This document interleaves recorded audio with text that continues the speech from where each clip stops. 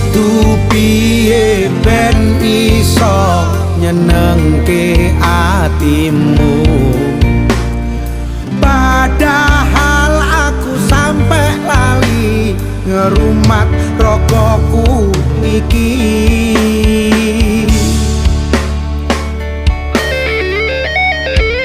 Tak belani ben iso bahagia